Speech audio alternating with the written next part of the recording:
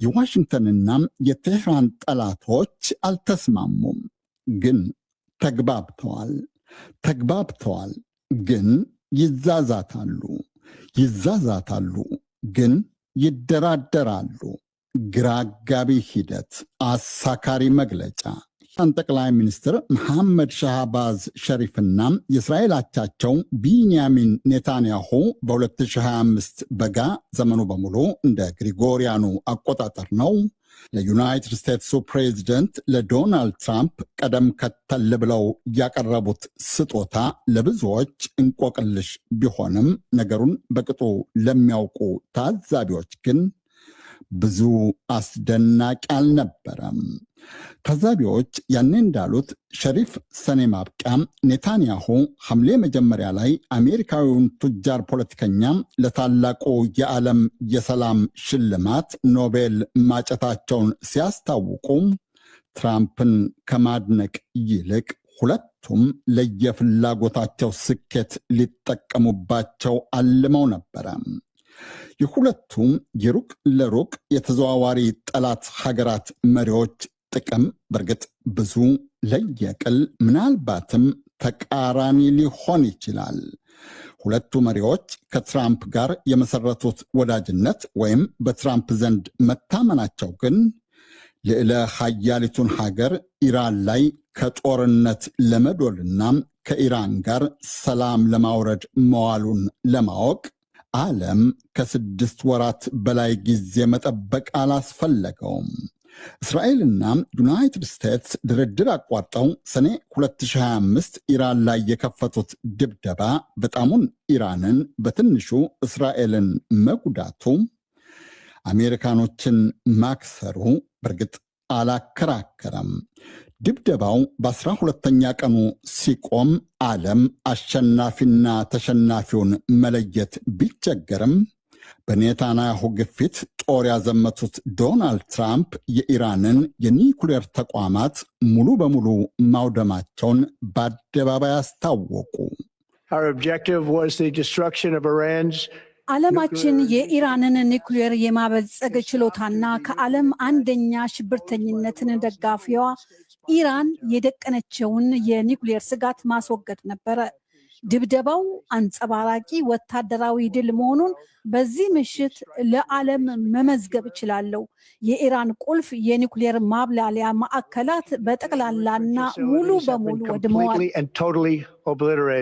ሰውየው በእርግጥ ቀጥፈዋል ወይም ተታለዋል። ዘገባቸውን ያቀረቡት ለዓለም እንደነበረ ግን አልሸሸጉም። የዘገባቸውን ሐሰትነት ያጋለጠም የዓለም ፖለቲከኛ አለመኖሩን ጅዚቁ ከነበረም በእርግጥ ሰሚ አላገኘም።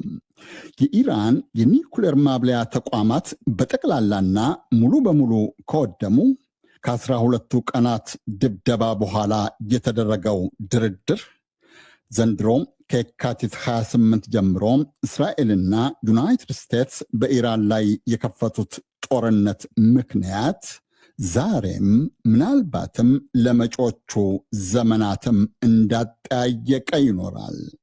ፕሬዚደንት ዶናልድ ትራምፕ ኢራንን እንዲደበድቡ ለማግባባት የእስራኤሉ ጠቅላይ ሚኒስትር ቢንያሚን ኔታንያሁ 7 ጊዜ ዋሽንግተን ድረስ ተመላልሰው አባብለዋቸዋል። የኢራን አጸፋም የዋሽንግተን የቴል አቪቭና ከማናማ እስከ አቡዳቢ የሚገኙ ደጋፊዎቻቸው ካሰቡት በላይ ሲሆንባቸው ግን ለዋሽንግተን ቴል አቪቭ ምናልባትም ከግድያ ለተረፉት የቴህራን መሪዎች የጎበዝ መውጫ ቀዳዳ ለመክፈት ከባተሉ ብዙ ሀገራት ግንባር ቀደሟና እስካሁን የተሳካላት ፓኪስታን ናት። ዩናይትድ ስቴትስና ኢራን በፓኪስታን ሸምጋይነት ባደረጉት ድርድር አውዳሚውን ጦርነት ካቆሙ እነሆ ዛሬ 6 ሳምንት አለፋቸው። ሁለቱ ሀገራት ጦርነቱን ሙሉ በሙሉ ለማቆም በቀጠሉት የስማ በለው ድርድር ከሁነኛ መግባባት ላይ መድረሳቸውን የዩናይትድ ስቴትስና የፓኪስታን መሪዎች ባለፈው ቅዳሜ አስታውቀው ነበረ። ፕሬዚደንት ዶናልድ ትራምፕ ትሩዝ ሶሻል በሚሉት የማህበራዊ መገናኛ ዘዴያቸው ባሰራጩት መልእክት የሆርሙዝ ሰርጥን መክፈትን ጨምሮ የመጨረሻው ስምምነት በአጭር ጊዜ ይፋ እንደሚሆን አስታውቀውም ነበረ። ትራምፕ የድርድሩን ውጤትና የመስተዳድራቸውን አቋም የእስራኤልና የባሕረ ሰላጤው አካባቢ ሀገራት መሪዎች መደገፋቸውን አልሸሸጉምም። የትራምፕ አጭር ጊዜ የሰዓት፣ የዕለት፣ የሳምንታት ዕድሜ እንዴትነት ሲያነጋግር ግን ህንድን በመጎብኘት ላይ የሚገኙት ውጭ ጉዳይ ሚኒስትራቸው ማርኮ ሮቢዮም ተመሳሳይ ግን ቁርጥ ቀን የሌለው ጊዜ ጠቀሱ። ቻሉ የተወሰኑ መግባባቶች ተደርገዋል። አሁን ከእናንተ ጋር እየተነጋገርኩ እንኳ ስራዎች እየተከናወኑ ነው። ዛሬ ማታ፣ ነገ ወይም በሚቀጥሉት ቀናት የምንለው ነገር ይኖር ይሆናል። ይሁንና ፕሬዝዳንቱ እንዳሉት ይህ ጉዳይ በአንድ ወይም በሌላ መንገድ መፈታት አለበት።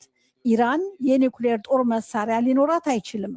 የሆርሙዝ ወሽመጥ ያለምንም ቀረጥ መከፈት አለበት። በጣም የተብላላ ዩራኒየማቸውን ማስረከብ አለባቸው። ቴሄራኖችም ከዋሽንግተኖች ጋር መግባባታቸውን አስታውቀዋል። ይሁንና የዋሽንግተን ባለስልጣናት እንዳሉት ከስምምነት ጫፍ ላይ መድረሳቸውን አላረጋገጡም። ኢራኖች እንደሚሉት የሆርሙዝ ወሽመጥ የኢራንና የኦማን ጉዳይ እንጂ ዩናይትድ ስቴትስን የሚመለከት አይደለም። የኒኩሌር ጉዳይም ወደፊት ድርድር እንዲደረግበት ተግባቡ እንጂ አሜሪካኖች እንዳሉት በስካሁኑ ድርድር ስለ ኒኩሌር ስምምነት አልተነሳም። የኢራን ውጭ ጉዳይ ሚኒስቴር ቃል አቀባይ ኢስማኤል ባጋይ ዛሬ በአብዛኞቹ ጉዳዮች ላይ ተግባብተናል ማለት በአጭር ጊዜ ስምምነት ይፈረማል ማለት አይደለም ብለዋል። የኒኩሌር ጉዳይም በስካሁኑ ድርድር አልተነሳም። እንደ ቃል አቀባዩ ተመርኩዝ ሙዛከራት የድርድሩ ትኩረት ጦርነቱን በማቆም ላይ ነው። አሁን ባለንበት ደረጃ ስለ ኒውክሌር ጉዳይ በዝርዝር አንነጋገርም። የሆርሙዝ ወሽመጥ እንዴት መተዳደር እንዳለበትም በዝርዝር አንነጋገርም። ይህ ጉዳይ በባህሩ ጠረፍ አካባቢ ያሉ መንግስታት ጉዳይ ነው። ፕሬዚደንት ዶናልድ ትራምፕ በቅርብ የሚያውቋቸው እንደሚሉት ጥሩ ነጋዴ፣ ጥሩ አሻሻጭ ወይም ደላላ፣ ጥሩ አትራፊም ናቸው። ከዚህ ቀደም በኢራን ላይ የከፈቱት ጦርነት እንደሚቆም ሲያስታውቁ ወይም የኢራንን የዘመነ ዘመናት ስልጣኔን እንደሚያወድሙ በዛቱ ቁጥር የዓለም ሸቀጦች በተለይም የነዳጅ ዘይት ዋጋን ለአጭር ጊዜም ቢሆን ከፍ ዝቅ ማድረግ መቻላቸውን አሳይተውናል። ቅዳሜም የሆርሙዝ ወሽመጥ እንደሚከፈት ለዓለም ነጋዴ እንቁልልጭ በማለታቸው የነዳጅ ዘይት ዋጋም እንዲያሽቆለቁል አድርገዋል። እውነቱ ግን በአጭር ጊዜ በይፋ ይደረጋል ያሉት ስምምነት ቅዳሜም አልነበረም፣ ዛሬም የለም። ወይም አጭር ጊዜም ብያኔው አይታወቅም። በመሃሉ ትናንት በማኅበራዊ መገናኛ ዘዴያቸው ባሰራጩት ሌላ መልእክት ኢራን ካልተስማማች ዩናይትድ ስቴትስ ከኢራን ወደቦች በሚነሱ መርከቦች ላይ የጣለችውን እገዳ እንደማታነሳ ዝተዋል። ውጭ ጉዳይ ሚኒስትር ማርኮ ሮቢዮም ከህንድ ባስተላለፉት መልእክት የኢራን የኒኩሌር መርሃ ግብር በአንድ ወይም በሌላ መንገድ መፈታት አለበት ሲሉ አንድም በጦርነት ሁለትም በድርድር ማለታቸው እንደሆነ ለማወቅ በእርግጥ ተንታኝ አያስፈልግም። ኢራን የኒኩሌር መርሃ ግብሯን ለማቆም በ2015 ተስማምታ ነበረ። ስምምነቱን ያፈረሱት የሩቢዮም የአሁን አለቃም ዶናልድ ትራምፕ እንደሆኑ ሩቢዮ ራሳቸው ጠንቅቀው ያውቁታል። በ2018 ከዚያ ወዲህ የኢራንን የኒኩሌር መርሃ ግብርን ለመግታት ይደረጉ የነበሩ ድርድሮችን ሁለት ያቋርጠው ሁለቴ ጦርነት የከፈቱት የእስራኤልና የዩናይትድ ስቴትስ መሪዎች መሆናቸውንም ዓለም በግልጽ ያውቀዋል። እነሱም አልካዱትም።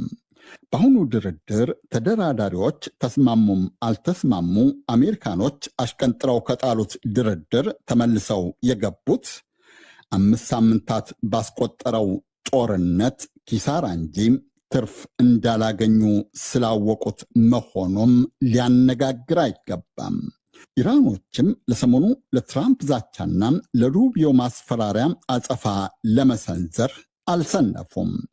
የኢራን ላዕላይ መሪ የሙጅታባ ኻሚኔይ ከፍተኛ የጦር አማካሪ ጀኔራል ሞህሲን ሬዛይ ትናንት እንዳሉት ኢራን የባህር ከበባውን ለመስበርም ሆነ ከዓለም አቀፉ የኒኩሌር ጦር መሳሪያ አጋዥ ውል ኤንፒቲ በእንግሊዝኛ ምህፃሩ ለመውጣት ዝግጁ ናት። ድርድር አቋርጠው ሁለቴም ጦርነት የጫሩት ኃይላት አሁንም በድርድር መግባባት መሃል ጦርነት አይከፍቱም ብሎ ማሰብ በርግጥ ጅልነት ሊሆን ይችላል።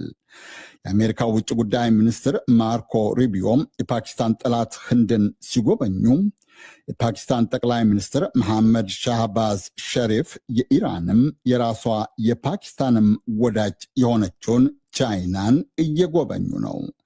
የሸሪፍ ጉብኝት ለመፎካከር ሊሆን ላይሆንምም ይችላል። ሸሪፍ እንዳሉት ግን ዋና ዓላማቸው ዛቻና ፉከራ ግራቀኝ የሚያላጋውን የቴህራን ዋሽንግተኖችን ድርድር ለማዳን የቤጂንጎችን ድጋፍ ለመሻትና ለስካሁኑ ድጋፍ ለማመስገን ነው።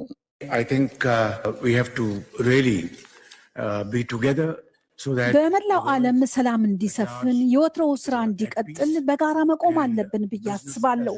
ምክንያቱም ይህ ቀውስ ያወከው አካባቢውን ወይም ነዳጅ ዘይት የምትገዛውን ፓኪስታንን ብቻ ሳይሆን ዓለም አቀፉን ማህበረሰብ በሙሉ ነው። ጦርነቱ ሸሪፍ እንዳሉት መላው ዓለምን አመሰቃቅሎታል። ሁነኛ መፍትሄ ይገኝለት ይሆን ወይ ነው ያሁኑ ጥያቄ። ለስካሁኑ ቀውስስ በርግጥ ተጠያቂው ማን?